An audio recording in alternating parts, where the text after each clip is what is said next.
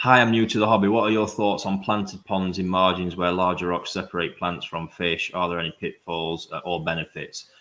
Right, benefits. Obviously, we know plants feed on nitrates and phosphates out of the water. However, you're going to need a fair amount of them to get the kind of removal that we want. The pitfalls for me I see in this is koi love to forage. So having plants in a pot, you've really got to keep them away on a shallow area for sure. Sorry, they said where larger rocks separate it.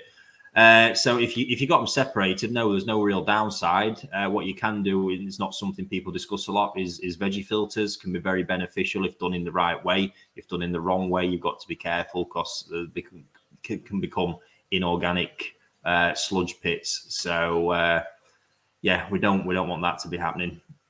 And yeah, other than that, there's no pitfall. If you koi get at them, however, like putting lilies in bottom of ponds, a big no because they're just going to rummage them out the pots and they'll be gone. And likewise, the bit for me in having rocks and things like that in the pond is the potential damage. And like I just discussed with the pox bit there previously, you've got to be careful. You don't want things where they can rub and potentially damage colour, lose scales. If you've got valuable fish in there, keeping that colour quality and Benny is essential.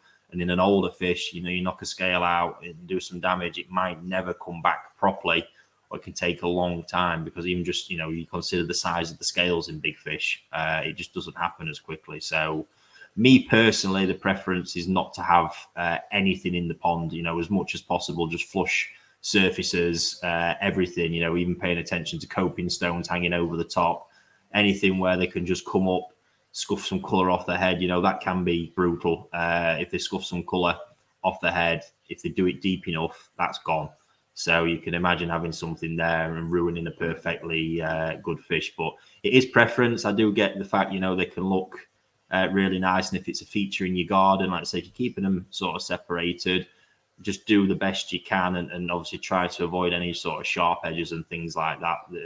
But if you want them for the benefits, separated sort of veggie filters can be really, really useful in that respect. So I hope that's sort of useful for that one.